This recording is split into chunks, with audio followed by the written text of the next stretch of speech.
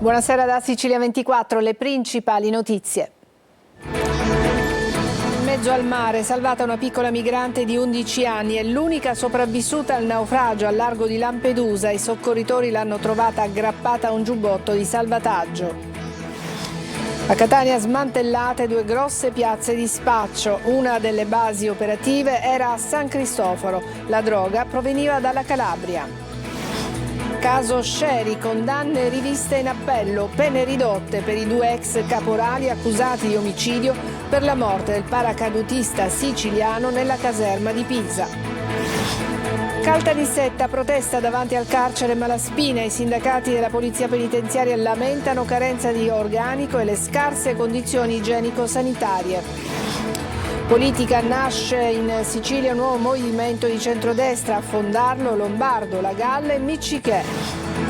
A Palermo il genio di Pablo Picasso nella nuova mostra della Fondazione Federico II. Calcio, un Catania rinfrancato nel morale dalla vittoria a Taranto, tenta il rilancio in classifica nel doppio turno casalingo. Sabato si comincia con il Potenza. Svolta nella guida tecnica del Trapani, esonerato Totò Aronica, al suo posto arriva Ezio Capuano. Giuseppe Pavone è il nuovo direttore.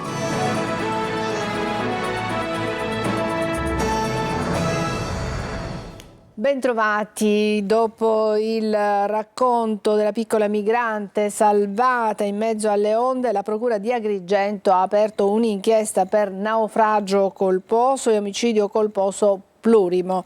Un miracolo avere sentito la sua voce, dicono i soccorritori. La bimba è rimasta in mezzo al mare per ben 3 giorni, aggrappata ad una ciambella. Sentiamo, il servizio è di Orazio Longo. Ha raccontato di essere partita con altre 44 persone dalla Tunisia su una barca poi affondata. I compagni di viaggio sono tutti dispersi. Dopo il racconto di una bambina di 11 anni della Sierra Leone soccorsa in mare, la Procura di Agrigento ha deciso di aprire un'indagine per naufragio colposo, omicidio colposo plurimo e favoreggiamento dell'immigrazione clandestina. I PM riceveranno nelle prossime ore una relazione della Capitaneria di Porto. La bambina, intanto sfinita dalle circostanze, si trova a Lampedusa. Appena è arrivata si è addormentata, verrà seguita dagli psicologi della struttura e potrebbe venire trasferita verosimilmente venerdì, ha detto il sindaco Mannino. Intanto quello che si sa del viaggio drammatico è quello che ha raccontato la piccola Yasmin ai medici e ai mediatori culturali. Di essere partita 4 o 5 giorni fa da Sfax, poi la pioggia e il vento e la barca è affondata. Tutti siamo finiti in mare, ha detto. Vicino a me in acqua sono rimasti 2 ragazzi, poi dopo 2 giorni non li ho visti più. Tra i dispersi ci sarebbe stato anche il fratello più grande. La piccola è stata salvata dal veliero Trotamar 3 di notte. Un miracolo avere sentito la sua voce col rumore dei nostri motori, raccontano i soccorritori che hanno sentito le urla della naufraga intorno alle 3 di notte. Le motovedette di Guardia Costiera e Finanza, che si stanno occupando delle ricerche nell'area, non hanno ancora trovato né cadaveri né tracce di vestiario. È stato predisposto il sorvolo dell'area con assetto aereo. Smantellate a Catania 2 grosse piazze di spaccio, una gestiva la vendita, l'altra il traffico di droga proveniente dalla Calabria. Una delle basi operative era a San Cristoforo, in una rivendita per prodotti edili. 18 gli arrestati. Simona Mazzone. Fiumi di droga dalla Calabria alla Sicilia per approvvigionare la piazza catanese. Dopo una fitta serie di indagini avviate dalla squadra mobile nel 2021 grazie a intercettazioni telefoniche e ambientali e da videoregistrazioni, circa 200 poliziotti della questura etnea hanno smantellato 2 cellule impegnate, una nella vendita di cocaina e crack al dettaglio e l'altra nel traffico di cocaina. 18 persone, tra cui una donna, sono state arrestate nell'ambito dell'operazione Cemento. Il primo gruppo, specializzato nella vendita al minuto di cocaina e crack, era capeggiato da Antonino Cocuzza, il quale con la collaborazione del genero Sebastiano Giovanni Buda avrebbe gestito 2 lucrose piazze di spaccio, una operativa in via Palermo, l'altra nel rione del villaggio Sant'Agata. L'altro sodalizio, con a capo Francesco Platania, chiamato Franaido Cemento e fondato sullo stretto legame di parentela tra gli associati, era specializzato nel traffico di ingenti quantitativi di cocaina. Una delle basi operative era a San Cristoforo, in una rivendita per prodotti edili, dove sono state registrate diverse consegne di cocaina agli acquirenti. Lo stesso Corriere, lo vedete nelle immagini durante lo scambio, effettuava approvvigionamenti di cocaina sia al gruppo diretto da Franco Platania, sia al sodalizio promosso e organizzato da Antonino Cocuzza e da Sebastiano Giovanni Buda. Nel corso dell'operazione sono stati sequestrati oltre 6 kg di cocaina suddivisi in panetti e circa 78.000 euro in contanti. La Corte d'Assise d'Appello di Firenze ha ridotto le pene per i 2 ex caporali accusati di concorso in omicidio per il decesso di Emanuele Sceri, il paracadutista siciliano proveniente da Siracusa, trovato morto nella caserma Gamerra di Pisa il 16 agosto del 1999. Sentiamo Orazio Longo. 22 anni per Alessandro Panella e 9 anni e 9 mesi per Luigi Zabara. E questa è la pronuncia della Corte d'Appello di Firenze nei confronti dei 2 ex caporali accusati di concorso in omicidio per la morte del paradileva siracusano Emanuele Sceri, trovato cadavere ai piedi di una torre di prosciugamento dei paracadute il 16 agosto 1999 nella caserma Gamerra di Pisa, 3 giorni dopo il decesso. Una parziale revisione, quella della Corte d'Appello, che ha ridotto le pene di primo grado di 4 anni per Panella e di quasi 9 per Zabara. Non importa sia stata ridotta la pena, ma che sia stata affermata la responsabilità dei 2 imputati, ha detto Francesco Sceri, fratello maggiore di Emanuele. Non è soddisfatto della sentenza invece il difensore di Zabara, l'ex caporale che ancora oggi ripete di non essersi trovato presente quella sera in caserma. L'obiettivo non era la riduzione della pena, dice il legale che annuncia ricorso in Cassazione, ma la sentenza di assoluzione per estraneità al fatto. Continua a dichiararsi innocente Panella. La vicenda di Emanuele Sceri fu difficile da ricostruire, rubricata nell'ambito del nonnismo. Già nelle motivazioni della sentenza di primo grado era stato scritto che verosimilmente il 26enne allievo paracadutista aveva reagito ai soprusi dei suoi superiori, pagando questo con la vita. Sulla vicenda nel 2015 era stata formata alla Camera dei Deputati una commissione d'inchiesta che non ha dato credito alla tesi del suicidio. Troppo lontana dal cadavere sarebbe stata ritrovata una delle scarpe del giovane Parà, mentre una ferita sul dorso del piede e sul polpaccio sinistro sarebbero state incompatibili con una caduta. Secondo le perizie il giovane morì dopo qualche ora di agonia ed un soccorso immediato avrebbe potuto salvarlo. E torniamo a parlarvi del delitto di Siracusa, una lite del vicino di casa con la nonna dell'assassino, il ragazzino di 16 anni, all'origine dell'omicidio. Fermato il giovane ha detto agli inquirenti di essersi difeso. Tonino De Mana. È stato trasferito al centro di prima accoglienza di Catania il 16enne di Siracusa, accusato dell'omicidio di Cristian Regina, 40 anni, accoltellato a morte nelle scale di un palazzo di via Algeri, nel popoloso rione di Mazzarona.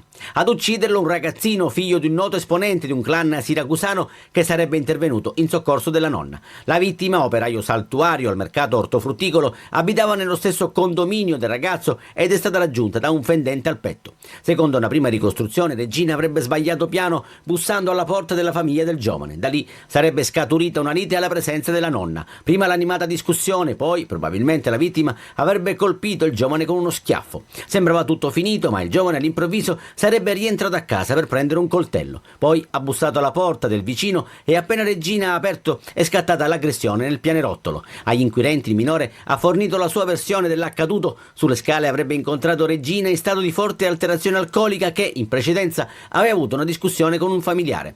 Sarà l'autopsia ad accertare, come sostengono la nonna e il nipote indagato per omicidio, se Cristian Regina fosse effettivamente in preda ai fumi dell'alcol. Sono stati ritrovati e recuperati i corpi delle 5 vittime della sciagura di Calenzano alle porte di Prato. Uno è quello di Carmelo, un autotrasportatore di origini siciliane arrivato al deposito Eni, pensate, 5 minuti prima dell'esplosione. Incidenti mortali in aumento in Sicilia secondo i dati INAIL. Lorena Dolci.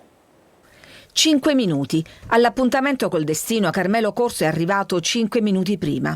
Alle 10:16 il suo accesso al deposito Eni di Calenzano. Alle 10:21 l'inferno di fuoco che ha devastato la pensilina e distrutto 5 vite. Una delle vittime di questo disastro è l'autotrasportatore di origini catanesi, una famiglia di operai che aveva lasciato la Sicilia quasi 60 anni fa. Era più fiorentino dei fiorentini, ricorda il fratello Luciano. Carmelo era la persona più buona del mondo, viveva per la famiglia. Il suo sogno sarebbe stato vedere crescere i figli, Elena e Dario, di 25 e 22 anni. Si svegliava ogni giorno alle 5 del mattino, racconta Luciano, e guidava fino alle 8 di sera. Unico svago, un corso di ballo con la moglie Tamara. Dato prima tra i dispersi col telefonino che squillava a vuoto, Carmelo è poi entrato nel bilancio della sciagura con 5 morti e 26 feriti, su cui la Procura di Prato ha aperto un'inchiesta. I reati ipotizzati fra gli altri sono omicidio colposo e disastro. Secondo una prima ricostruzione, l'esplosione sarebbe avvenuta per una fuoriuscita di carburante durante lavori di manutenzione. I magistrati parlano di scellerata condotta. In Toscana è giornata di lutto mentre i sindacati proclamano lo sciopero contro quella che è diventata una mattanza. Tornando in Sicilia, sono 71 i morti sul lavoro nei primi 10 mesi del 2024, in aumento rispetto all'anno scorso, quando erano stati 57. Lo dice il rapporto dell'INAIL presentato all'Assemblea regionale siciliana. Nell'isola si registra anche un lieve aumento degli incidenti sul lavoro, superiore a quello nazionale. Analizzando i singoli dati, si scopre poi che il più al rischio è il settore della sanità e assistenza sociale, seguito dalle costruzioni e dal commercio. In questa triste classifica, Catania in testa per numero di infortuni, seguita da Palermo e Messina. I licenziamenti e l'impianto Versalis, le parole del vescovo di Ragusa continuano ad avere eco e puntano il dito sulla responsabilità politica locale. Intanto il 16 dicembre è previsto un incontro di Eni con il presidente Schifani. Luca Ciliberti. Lunedì prossimo il presidente della regione Renato Schifani incontrerà i vertici di Eni Versalis per comprendere il futuro del polo chimico siciliano. Nei giorni scorsi le parole del vescovo di Ragusa, Don Pino La Placa, hanno preso di petto la politica e le responsabilità delle istituzioni in questa vicenda che mette a rischio migliaia di posti di lavoro. Una politica miope di deindustrializzazione l'ha definita La Placa, e poi l'appello a tutte le forze politiche, istituzionali, sociali e imprenditoriali a far sentire forte la propria voce per sostenere le ragioni dei nostri lavoratori. Lasciare i lavoratori al verde non è affatto una scelta green, quindi se Versalis vuole riconvertire i suoi stabilimenti lo faccia ricollocando il personale. Questo è quello che si deve fare e questo è quello che il presidente della regione Renato Schifani, battendo i pugni sul tavolo, deve andare a dire al ministero. Il ministro Urso a livello nazionale e l'assessore Tamaio a livello regionale. Entrambi stanno seguendo con grande attenzione, interesse e scrupolo la vicenda e già il loro intervento è evidenziato dal fatto che la linea iniziale dell'Eni, che era di assoluta chiusura, adesso è cambiata, tant'è vero che si assicura il mantenimento complessivo dell'occupazione. L'assessore regionale alle attività produttive Edi Tamaio ha ribadito che Eni a tutti i tavoli ha garantito la stabilità occupazionale, auspicando però più presenza di tutti i sindaci delle aree coinvolte per garantire una più ampia rappresentanza e condivisione delle decisioni. Al Malaspina di Caltanissetta le continue proteste dei detenuti stanno rendendo invivibile la realtà carceraria. Questa mattina è stato organizzato un sit-in da parte dei principali sindacati di polizia penitenziaria che chiedono interventi per migliorare le condizioni della struttura. Rita Cinardi. I disservizi all'interno del carcere Malaspina di Caltanissetta stanno provocando continue proteste da parte dei detenuti, contribuendo a rendere l'orario di lavoro per gli agenti di polizia penitenziaria invivibile. È per questo che i principali sindacati di polizia questa mattina hanno organizzato una manifestazione di protesta per chiedere a gran voce che vengano riviste sia le condizioni strutturali della casa circondariale che quelle relative all'organico. L'ultima rivolta da parte dei detenuti era scoppiata pochi giorni fa. Avevano rivendicato il diritto ad avere l'acqua calda, uno dei servizi essenziali che spesso viene a mancare. Diverse sono poi le aggressioni ai danni degli agenti ormai stremati da una situazione insostenibile. Cosa state rivendicando oggi? Il personale della polizia penitenziaria oggi manifesta per lo stato di abbandono della casa circondariale di Caltanissetta sia da parte degli organi centrali che periferici. In particolare vi sono delle gravi carenze sanitarie perché manca l'acqua calda per i detenuti e spesso questa problematica è causa di rivolte e proteste che si ripercuote anche nelle condizioni lavorative di sicurezza del personale. Vi è inoltre una grave carenza organica che non consente al personale di lavorare in condizioni di sicurezza, ma soprattutto richiediamo da tempo degli urgenti interventi per quanto riguarda la struttura che non consente al personale di lavorare in maniera dignitosa. Adesso una breve pausa, ci vediamo tra poco.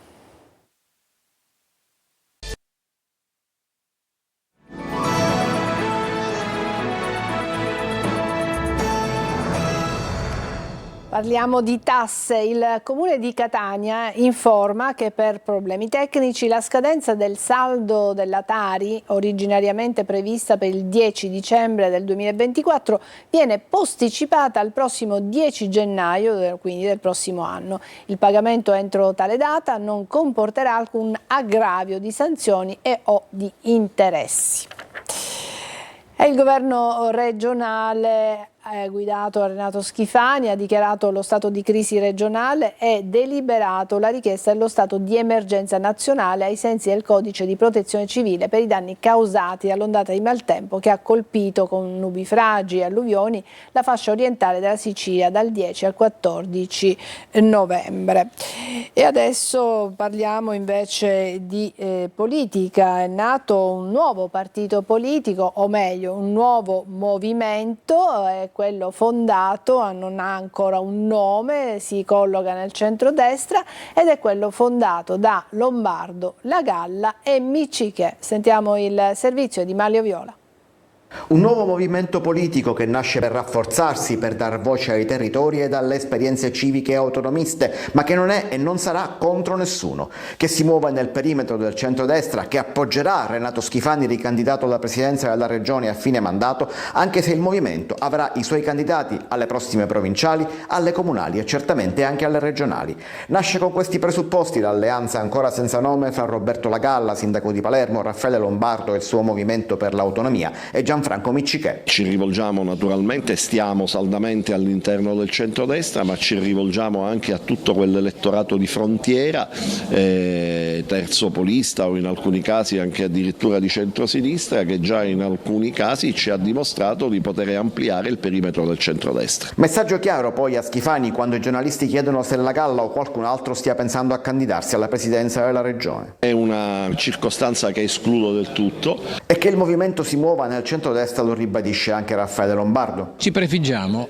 di competere sia per le prossime elezioni provinciali, che noi ci auguriamo siano celebrate direttamente, scegliendo direttamente Presidente e Consiglio provinciale, che naturalmente per le prossime elezioni regionali. Carico e pronto alla sfida anche l'ex presidente dell'Arse, ormai ex forzista, Gianfranco Miccichè. Io credo che c'è la possibilità di fare liste elettorali fortissime, proprio veramente forti, anche perché siamo senza tappi.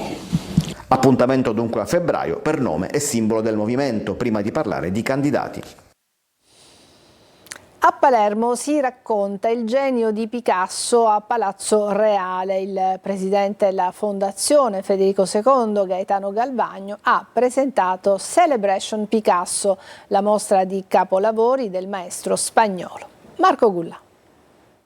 È dedicata a uno dei massimi artisti del XX secolo e tra i più grandi di tutti i tempi, ovvero Pablo Picasso, la nuova mostra della Fondazione Federico II. La mostra è un viaggio tra dipinti, litografie, opere straordinarie nelle tematiche più vicine al maestro.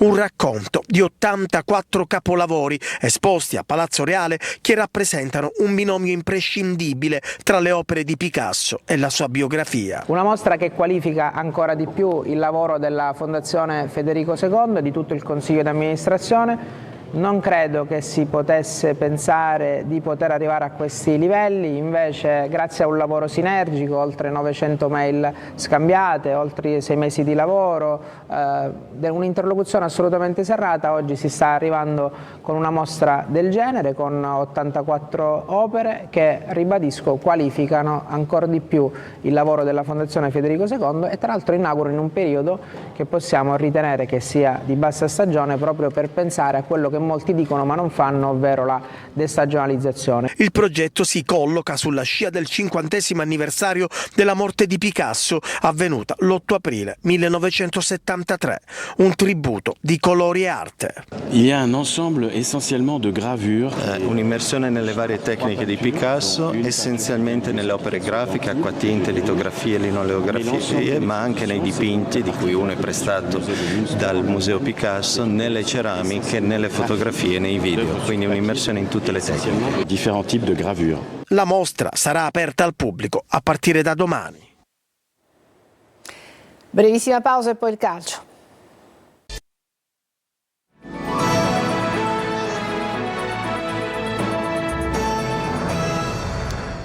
Eccoci al calcio, sentiamo le ultime sul Catania. La vittoria sul fanalino di coda Taranto era prevedibile, non forse l'entità 1-5, ed è per questo che il Catania torna dallo Iacovone con qualche certezza in più e con la consapevolezza che il percorso di crescita è stato avviato. Per l'ulteriore conferma bisognerà aspettare almeno sabato pomeriggio, quando al Massimino sarà di scena il Potenza, che occupa il quarto posto in classifica in condominio con l'Avellino. È la prima di un doppio confronto casalingo che può rilanciare le ambizioni del Catania, quantomeno in zona playoff. La goleada di Taranto ha ridato morale al gruppo. Per ambizione del tecnico toscano, la squadra sembra finalmente in crescita ed il recupero degli infortunati può dare ulteriore linfa. A Taranto, per esempio, il ritorno di De Rosa e Federissimo di Toscano ha garantito maggiore filtro al centrocampo, equilibrando la squadra e garantendo migliore protezione al reparto difensivo, che sabato potrà contare sul rientro di Castellini. E il gol potrebbe aver dato maggiore fiducia a Montalto ed esaltato Inglese alla sua 7ª marcatura stagionale senza l'ausilio di calci di rigore. La rincorsa rossa-azzurra passa dal Massimino, lo sa bene la dirigenza, che confida nel supporto della tifoseria con l'iniziativa Catania per 3, che prevede un mini abbonamento per le gare contro Potenza, Sorrento e Juventus Next Gen, quest'ultima attualmente in calendario il 12 gennaio. E c'è una svolta nella guida tecnica del Trapani, sentiamo. Il Trapani cambia ancora guida tecnica, non c'è due senza tre, dice il proverbio, e così dopo Alfio Torrisi e Totò Aronica ecco arrivare ieri sera tardi a Trapani Ezio Capuano, reduce da 2 brevi esperienze di inizio stagione a Taranto e Foggia. Che la panchina di Aronica traballasse lo si era capito dalle parole del presidente Antonini dopo le ultime 2 sconfitte contro Altamura e Benevento. Ieri all'improvviso la svolta, l'esonero nel pomeriggio di Aronica e l'invito di venire a Trapani di Capuano, che oggi fermerà un contratto di 1 anno e mezzo. Per il tecnico campano si tratta di un ritorno avendo allenato il Trapani nel 99-2000, una stagione travagliata, iniziata con grandi ambizioni e poi finita male per via delle difficoltà economiche della società. Capuano però rimase al timone della squadra sino al termine e per questo è rimasto nel cuore dei tifosi. Adesso ci riprova, ma con una società solida alle spalle. Esperienza ed entusiasmo non gli mancano. Si spera arrivino anche i risultati. Ci fermiamo qui, è tutto per questa edizione di Sicilia 24. Grazie per averci seguito, buona serata.